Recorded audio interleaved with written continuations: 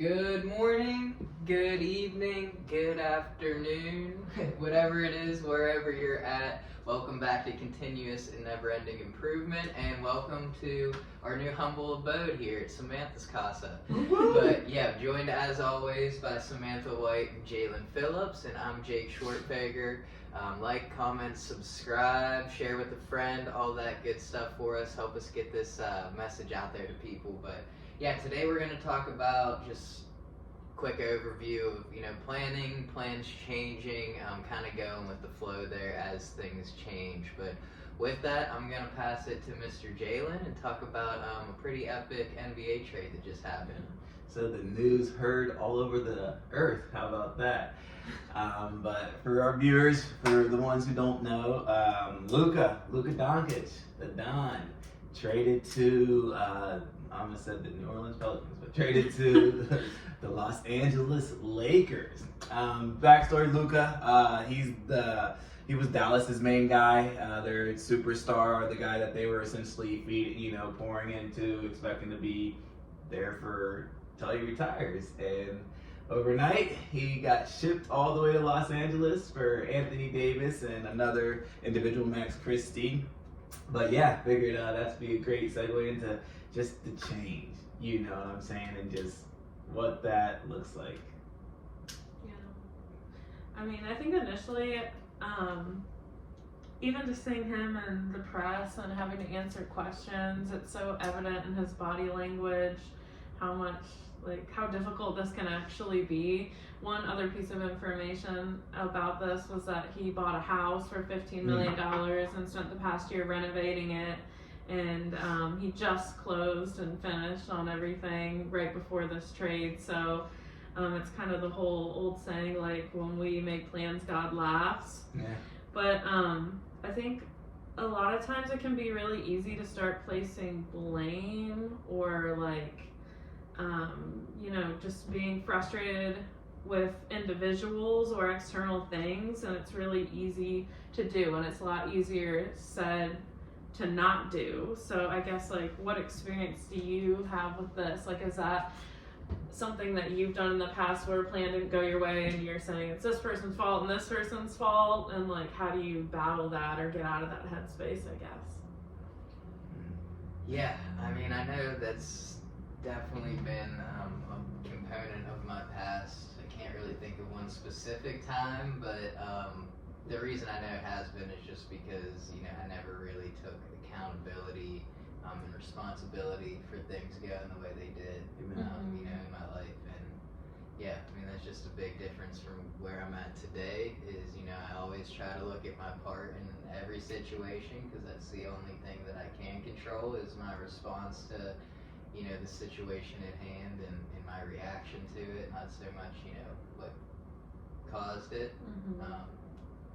But I think in that trying to look at just what hand I played in causing it, and if there isn't any, just my hand is then, like I said, my reaction and my response to kind of just move forward in a positive manner.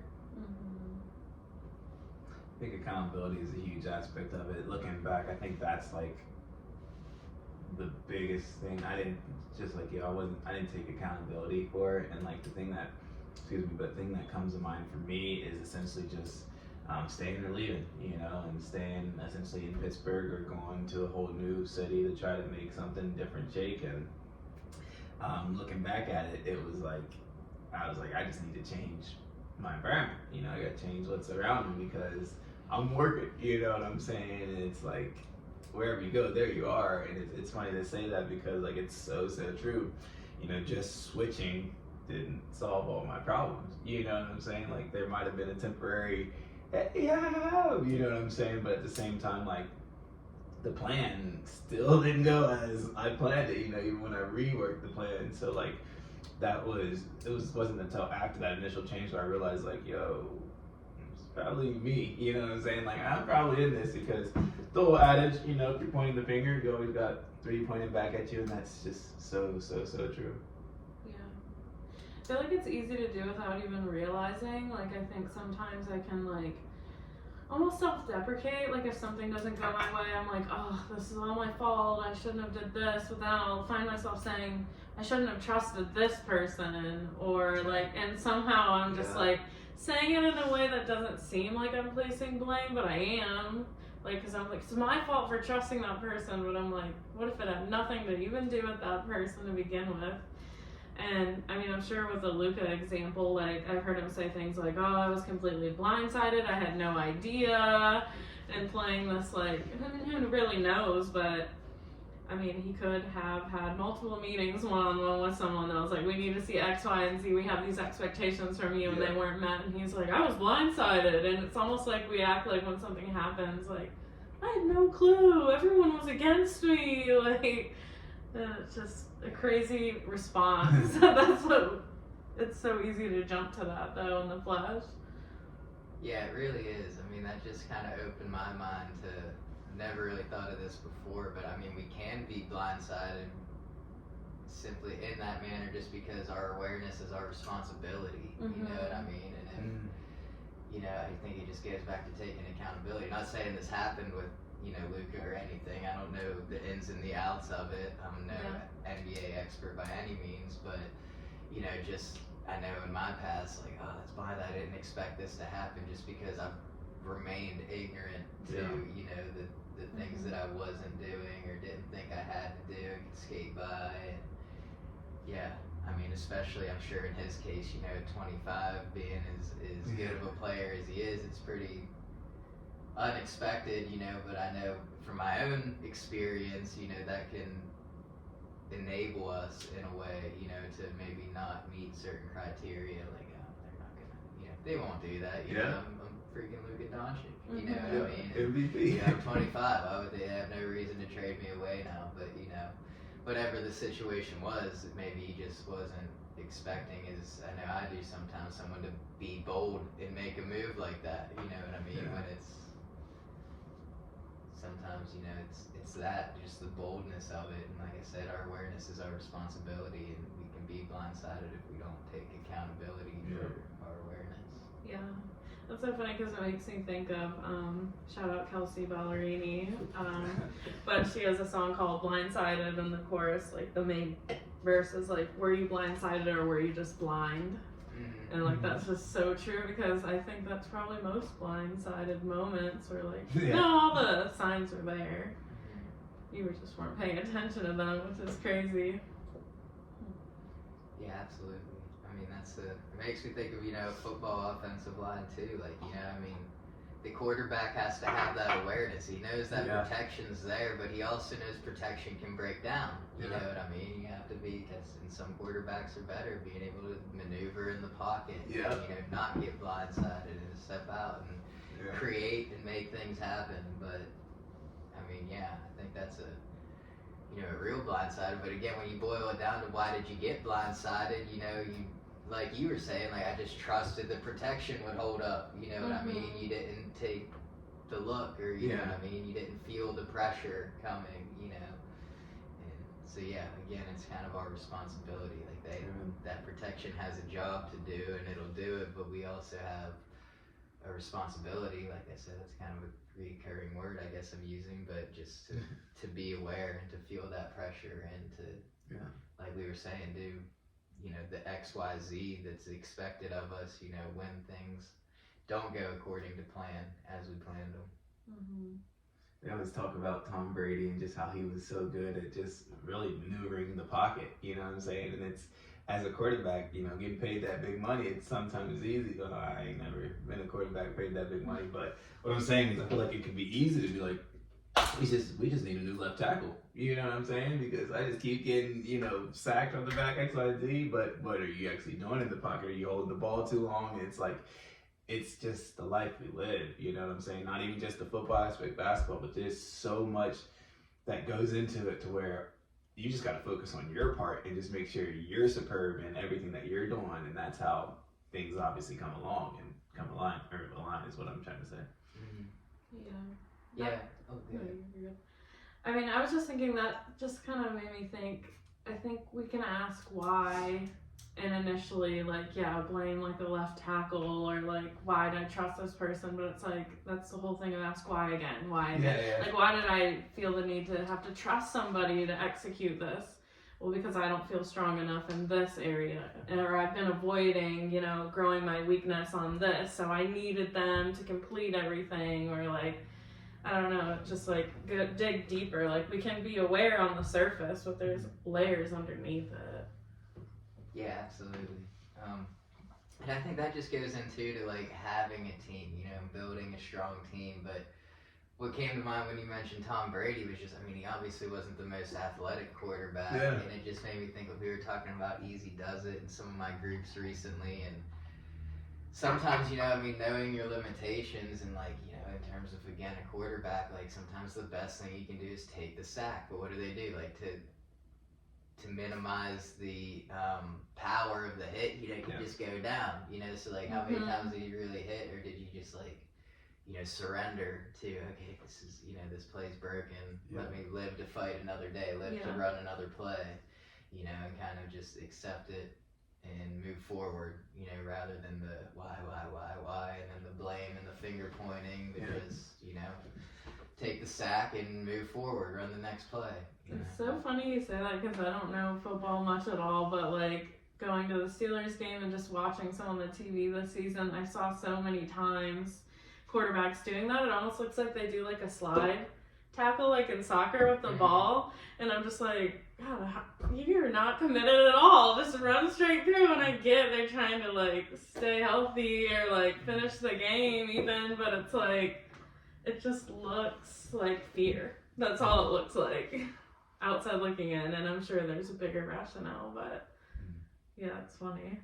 It's fun because it's literally how like all relationships work. Like you can take it on a grand scheme, or like a grand scheme of things, like Luka and his relationship with the Mavericks, or you can take it like just boyfriend and girlfriend. And I say it to say like, if you're not, I don't want to say fully together, because obviously we're always growing and whatnot. But if you don't, like you're saying, Jake, if you're not fully aware of yourself and know truly yourself, and are just focused on, not necessarily focus on yourself, but you see what I'm saying, like focus on, I'm improving my areas and improving on how I can get better, it's never going to work. The relationship's never going to work. Like I can think of numerous cases, I guess more or less in high school, but numerous cases when, I just need this girl and that's going to make me complete, and I just need this dude, he's going to make me complete, and realistically, it always fails. You know what I'm saying? Like if you need something else so you can perform to the best of your ability, what do you really need? You know what I'm saying? Because something's off there, and I'm just like, it's literally like that everywhere, and yeah, just kind of focusing on your own development. And I don't know, not to make this like a sports podcast, I guess we kind of started off with it, but it just had me thinking of like, when they say like, man, that play went exactly how we drew it up. Yeah, it went exactly how we drew it up, but sometimes like you also have to have that short-term memory when it doesn't go exactly how you drew it up, and you're not 5 plays down the road thinking, man, if this one 5 plays ago would have went exactly how we drew it up, the score wouldn't be what it is, or we wouldn't have lost the Super Bowl, or we'd be in the Super Bowl, or whatever it is. But just having that, it's really all about just moving forward, and making the best of the next opportunity. Not so much the why of it all, you know what I mean? I guess that understanding helps, but if I'm, spending the majority of my energy on trying to figure out why that went the way it was, I'm not focused on the opportunity at hand, you know what I mean? And how to, move forward, like I said, and make the best of this. I'm missing this opportunity by still trying to figure out what went wrong with the last one, and that's like the next right thing mentality of just, okay, someone said this last night, but it's like if you break down like next right thing, that phrase, it means the thing before it is ended, you know what I mean? That's done, and now it's the next right thing, and it's one thing at a time, you know what I mean? Easy does it, just, not getting and staying where we're at presently, not worrying about why that went wrong, or, where I'm at, what the next step is, just this thing right now, next right thing, focus on this, and then the next right thing, and then focus on this, and then the next right thing, but it's one thing at a time, and just kind of keeping a good pace. Yeah. when opportunity meets preparation, that's success, you know. And it's like, that's why I love that Jameis quote, because when you're saying that, all I'm thinking is like he was saying, you know, the horse is prepared for battle, but victory comes from the Lord, you know. So those opportunities, the Lord's going to give it to you, but are you focused on what you didn't get, you know what I'm saying? And like, if you're not prepared, you're going to miss it, you know what I'm saying? And yeah, the horse is saved, prepared for battle. Yeah, I mean, we talked about a lot of different ways, but are there, like, how have you guys responded to change of plans in the past, and like, what would you do different now? Or how have you grown in it, I guess? I guess in the past, you know, it was always, like we were kind of just talking about, but a lot of frustration, you know, a lot of why, and, you know, lack of understanding and trying to understand. And I think the first thing that came to mind was just the frustration, you know what I mean? I was always frustrated. Why didn't that go the way I wanted it to, you know? Like, don't you know who I am type of, you know, mentality, which was very toxic. But yeah, just a lot of frustration. And now it's just more kind of like we were just saying, but also, okay, good, next, you know, like that mentality. Like, if, you know, I mean, I guess to point out from Bible study, you know, the greatest thing that will happen this year will not be a part of my plan, for his plan is apart from my plan, you know. And it's kind of that, you know what I mean? Like, not looking at things not going according to plan as a bad thing, but almost like just another open door, you know what I mean?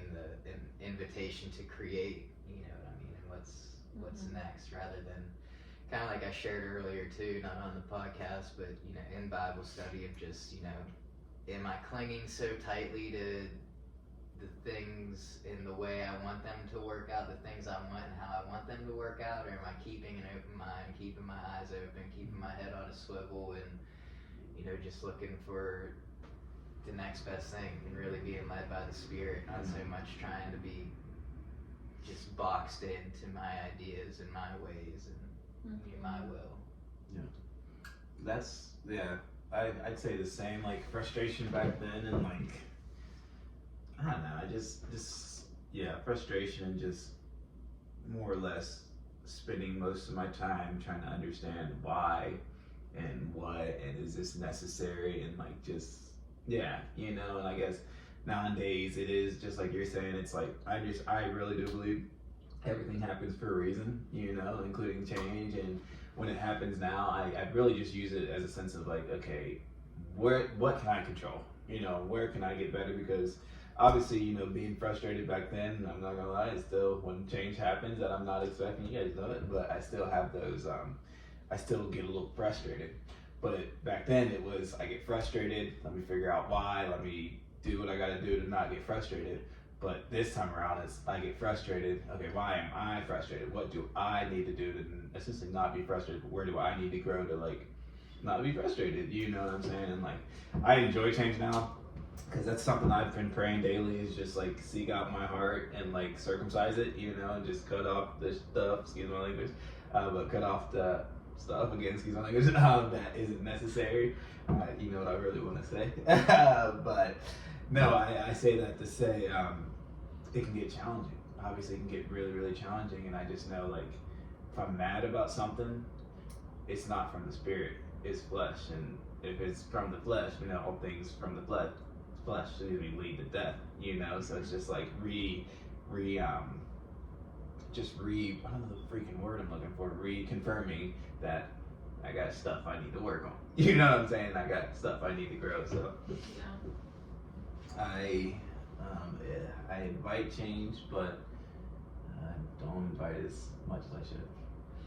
Yeah, that's a great point, because I mean, that's, I don't know, maybe I touched on it just when I spoke a minute ago, but I mean, that's the big thing. Like, the circumstances aren't the cause of my frustration. Again, like, the frustration's my reaction. You know, my job is to not let the circumstances emotionally control me that much. You know what I mean? And to just really, like we were talking about, you know, live led by the Spirit. And, you know, we know what the fruits of the Spirit are, with peace, patience, joy, those things. And those will shine if we're really, you know, filled with the Holy Spirit. Not, you know, and whenever I get frustrated, that's an indicator, not that things are wrong, but that my connection is wrong. You know what I mean? And that I need to reconnect.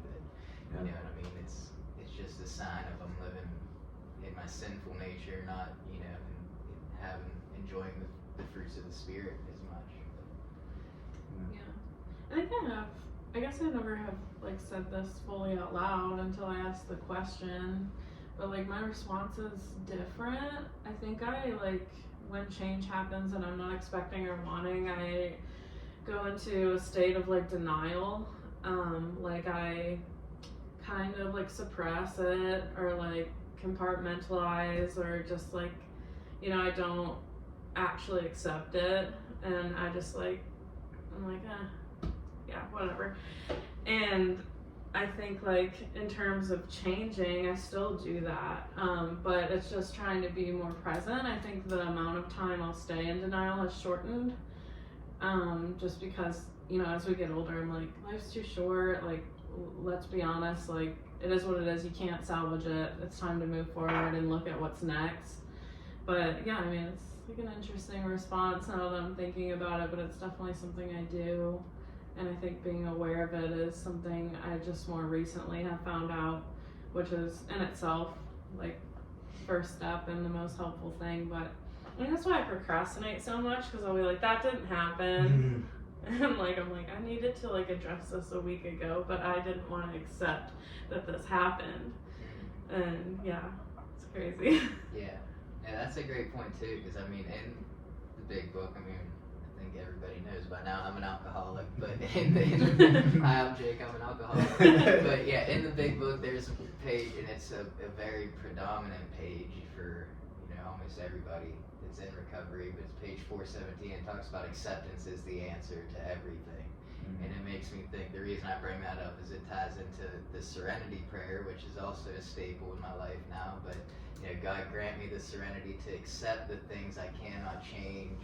And then why I wanted to bring this up is it says the courage to change the things I can, and the wisdom to know the difference. But the big point there is it takes courage to even change the things that we can. You know what I mean? And they don't just get changed. You know what I mean? We have to have that courage to, I guess, let go in a way, to accept, like I was talking about earlier, and let go and stop clinging so tightly to, this is how I want my life to look, this is my plan, and then living in the despair and frustration of when things don't go that way, because I'm just trying to make it fit. It's like trying to fit, I'm thinking, I'm getting like a visual, just like a child's puzzle, like the X and the square and the triangle. It's like you're trying to fit the triangle in the circle hole, you know what I mean? Like, why won't it fit, And yeah, it's just, you have to like let go and sit back and be like, oh, it's because it's a triangle and that goes in the triangle,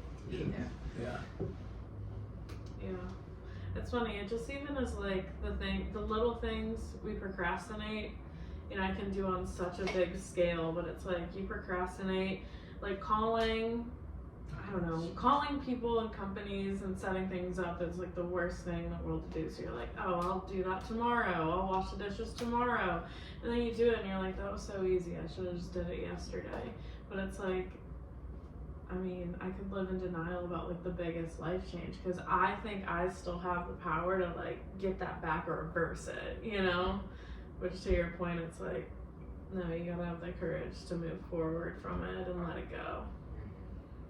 Yeah, I mean, that's a great point too, because I mean, again, that just kind of highlights how we can be like, man, I should have did that yesterday, and then get into this like almost self-pity of, why didn't I do that yesterday? I could have did something else today, rather than just, okay, I'm thankful that's finally done, and trying to build up that momentum of next time I'm not going to put it off, or at least, I mean, we're not perfect, at least not put it off as long. And, I mean, I just did that Monday in a way, I had so many things build up, that, I took the day to just get all the stuff done because I knew it was on my mind, and I'd just be like, okay, well then I have to do this tomorrow and that the next day, and I have to kind of just piece it out piece by piece. But again, that goes back to like the easy does it that we've been talking about in my groups. It's just not, and I talked about like before in active addiction, I would, and I mean, you guys might remember, like I would work really, really hard, like super hard to almost cover up the issues that I had and just like work, but then that led to a point of, you know, it caught up to me, and then I'd be, you know, my body would react in a bad way, and then I wouldn't do anything for like 2-3 plus days, Yeah. you know what I mean, to where it's just, even at that point, like the house wasn't getting clean, the phone calls weren't getting made, like when I took a day off, nothing was getting done. Now it's like, okay, when I take easy does it, you know, it's, things are still getting done, like my enrollment for school's getting finished, my testimony's getting typed, you know, the jury duty stuff's getting called, but it allows me like things to get done, but at a slower pace, and then I can get back to, you know, and then I can get back on the hamster wheel the next day and start running. But yeah, it's just kind of not being so like, well, I have to do this today, you know, or I'm gonna miss out, and not being so worried. I'm like, oh, the what if I miss out on, you know, a set or a sale, like that, it's not going anywhere, you know, that'll,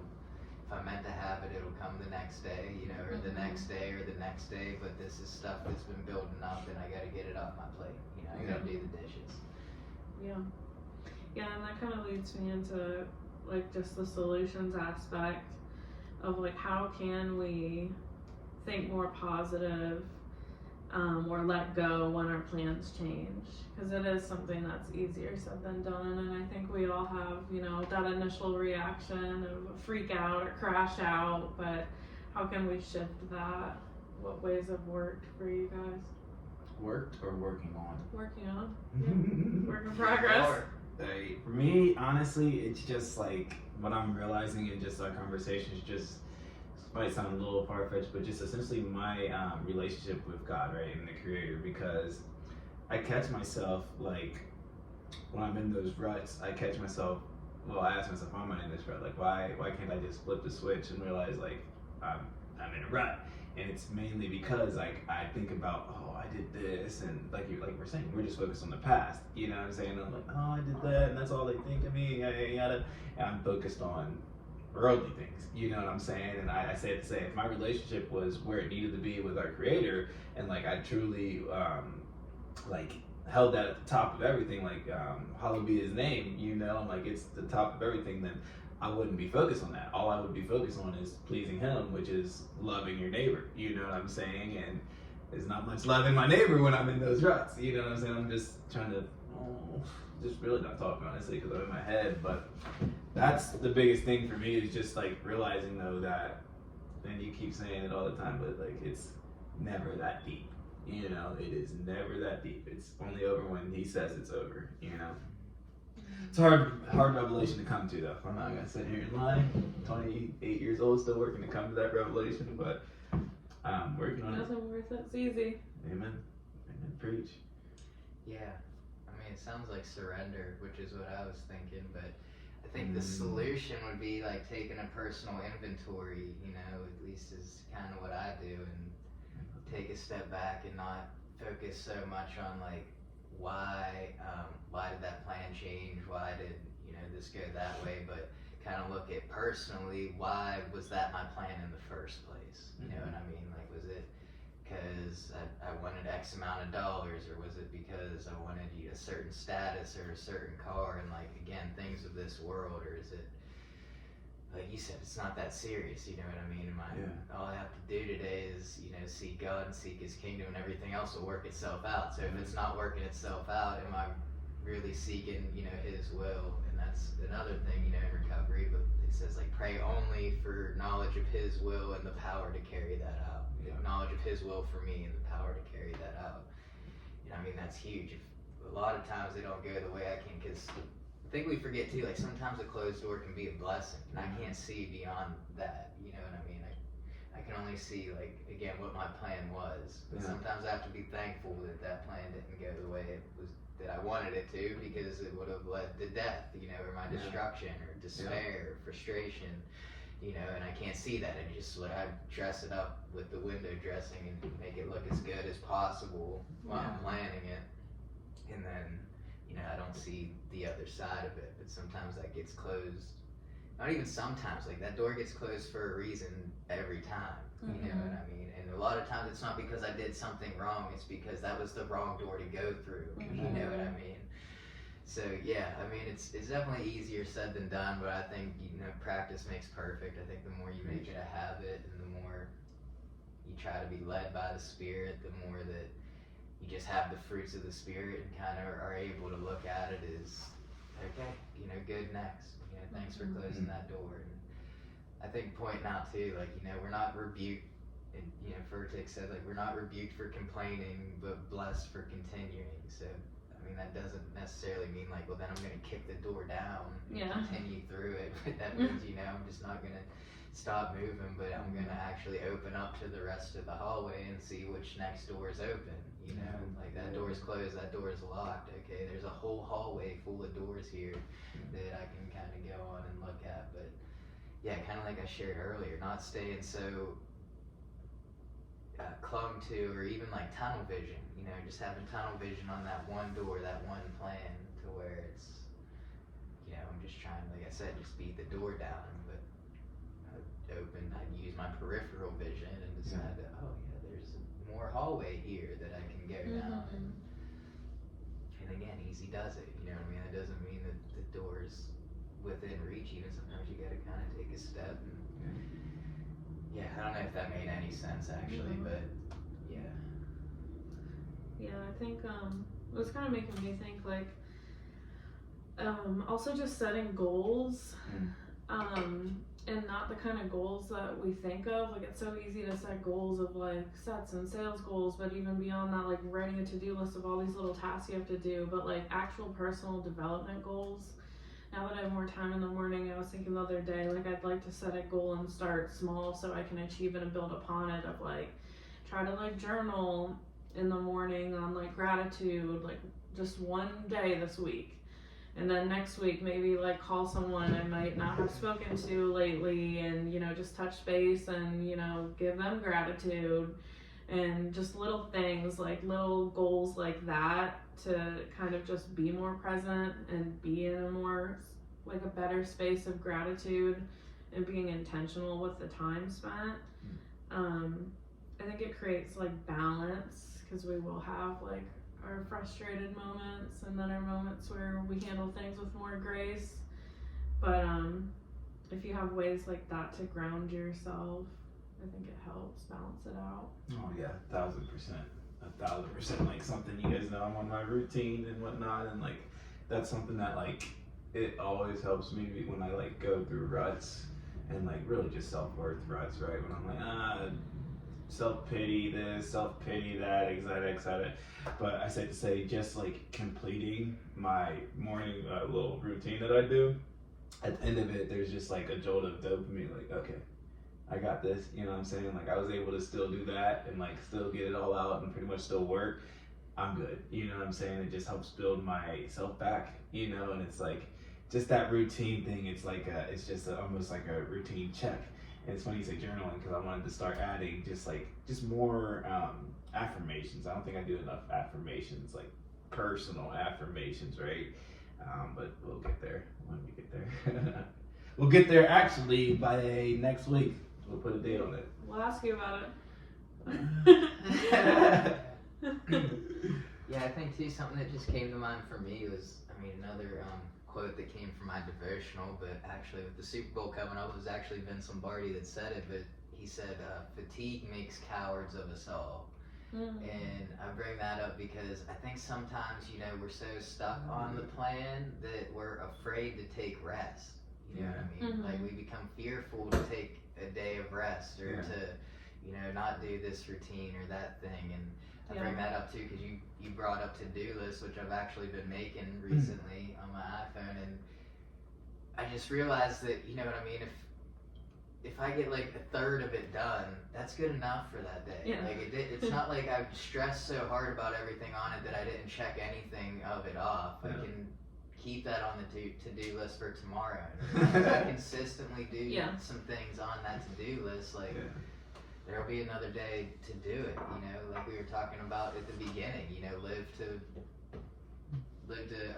fight another day, or live to play another down, what I mean?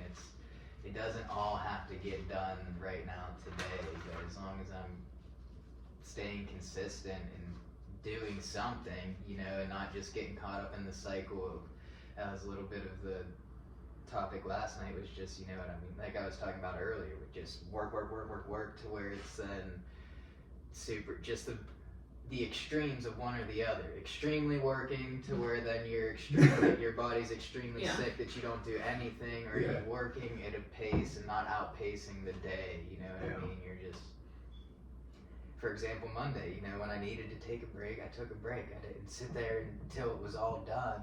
You know what I mean? I typed up, you know, like a third of my testimony, and then I took a break, and then I finished it up, you know, later on, because, you know, when I started to feel overwhelmed or tired, again, just not being afraid to, okay, well, maybe I need to eat, maybe I need to take a shower, maybe I need to, you know, and just doing those self-care things that are actually self-care, not, you know what I mean? Yeah. Like, I used to lie to myself that drinking was self-care for me, when really it wasn't. It was poisoning me, you know what I mean? And the balance, there was no balance, you know what I mean? It was just a vicious cycle of work, drink, and then I can't do anything, you know? But yeah, just staying consistent and not being afraid to take a break, I guess, is a solution, is what I'm getting at there. It's just, because at least for me, I know in the past, like I shared, be fearful to just take rest because the plan is there, you know what I mean? And sometimes we think it'll go away if we don't do it, you know, but Oh yeah. Yeah, it's funny that you brought that up. I made a to-do list like that on Monday, and this is how much I've crossed off. But like, I used to make like daily to-do lists, and it was not a good relationship. So now I make a weekly one. This is for the week, and I'm like, I have a lot done, and it's Wednesday, I'm about halfway through, that's perfectly fine. And you know what, a lot of times it will look the same way it does right now on Friday, and I'm like, I guess my punishment, or maybe here's next week's, and I'm transferring them over. Like, a little grace is important in it, though, because it's bad to be like, look at this and be like, there's no way. Like, if I do this, I'm not going to want to do anything later. And then you start to negotiate in your head, and it's like, no, just give yourself some grace. Like, absolutely. That's what I was gonna say too. I mean, you got what, five things crossed off there, and it's 4. Wednesday, so that's better. This one down here. It's Wednesday. It's the start of Wednesday, so if you do another one today, that's 2 a day. Yeah. You know what I mean? That's a pretty good pace, you know. And just looking at it like that, you know. And I mean, that's the thing too. Sometimes we can get caught up in the lie of be the best in everything you do, instead of do your best. Yeah. You know what I mean? Do the best I can do today, you know, and some days that might be one thing, you know what I mean? Some days I might get half the list done and then, you know, be able to have rest, you know, at the end of the week. But sometimes, you know, just keeping that good pace. If you cross another one off, that's 2 a day. That's a great pace, you know, especially with going to work and doing other things. Like, it just, you know, telling yourself those things, that's good is good enough, you know what I mean? Don't live the lie of be the best. If I don't do the best, that's terrible, you know what I mean? And just do my best and good is good enough. Yeah. It's funny how we talk to ourselves though, because all of these things I crossed off I did on Monday, and I didn't cross off anything yesterday, and I looked at it this morning, I was like, I was slacking, but then I'm like, no, I did half of it halfway through the week, and it's like, be kinder to yourself and your brain more. Like, that's funny. That's a huge, I'm working on that, right? That's a struggle of mine that I'm currently working on. Like, today was literally a rest day for me, quote unquote. And like, the free time that I had, literally was like, I was beating myself up, like, you're wasting a day. You need to pump some iron, you need to do something, because this day, it's gonna go to waste, and then now you're just gonna get smaller, and all these other things I'm telling myself, and I'm like, and you're so right, because 1, you burn out when you do it, if you just do it. And then 2, like, you aren't doing anything. At least I'll speak for myself, like, because there's been numerous times where, like, that was running in my mind. So I was like, okay, let me just, at night, I'm gonna work out, So I'm just using all body, you know, literally like that. And I'm just like, because I've gotten so accustomed to just, it's my routine, it's what I do, I've lost the why, you know what I'm saying? And it's just like, I gotta do it. And I'm just burning myself out and literally wasting time, because all that. You're like, I need a massage, I need a chiropractor, you need better form. You're doing all that, you're throwing your back. But it's just slow and steady. money. Facts. And it's wild too because, and that's why I was like, that's what got me over today with the rest day, because it's no coincidence, but after every rest day, the next time I get back to it, one, I'm a little bit more motivated because I hadn't done it in a long time. Two, I actually feel it like a lot more. You know what I'm saying? And it's like, no, because it was necessary. You know what I'm saying? And it's like Liv said, you need the rest days so they can actually grow versus you just tearing them down, and it's never rebuilding back. You know? And it's like, Yeah. I mean, I think to that point too, like we don't ever want to become, like we were talking about with the plan, like just a slave to the routine. You know what I mean? Yeah. Or like that has to get done today, or if it doesn't get done, I'm gonna feel terrible. You know what I mean? But the quote, I'm actually at the bottom of the devotional where I shared the Lombardi quote was, rest time is not waste time. It's economy to gain fresh strength. You know, and sometimes it's, how did it say it after that? Like, you know, sometimes it's good to take the occasional furlough. Basically, sometimes we in this long race we can do more sometimes by doing less. Yep. You know what I mean? And that's just such a good thing. You know what I mean? Because again, if I continue to put stuff on my plate, it's like being in a buffet. There's all the things in the world that we can put on our plate. You know what I mean? But it's the self-control and being nice to ourselves to not put it on our plate, or only put enough on our plate that we can digest, you know, at one time, and then actually let it digest. But yeah, I mean, it's really giving ourselves that quiet space to, you know, like you said, meet with our Creator, not, you know what I mean, just fall victim to the routine. And if it doesn't get done, I'm gonna feel terrible because that's what I do. You know what I mean? It's remembering rest time's not waste time. Sometimes I need that fresh strength so that when I do get back to it, I'm doing it 100%, not doing it at 60%, you know, so that my ego and pride feel good. You know what I mean? So you're telling me at a buffet, as long as I just take a break after the first plate, I can go re-up and do the same thing? No. I mean, my grandfather used to stay at a buffet for like 6 hours, man. He'd put one thing on his plate and go back and sit down, and then he'd go back up, put one thing. I remember one time when it was like my mom and grandma had to return something like at the mall in Robinson that was right next to it. And I stayed there with him. We stayed there for like no lie 5-6 hours, you know what I mean? While they went over and shopped and did the returns and that, and he just, you know, took his time.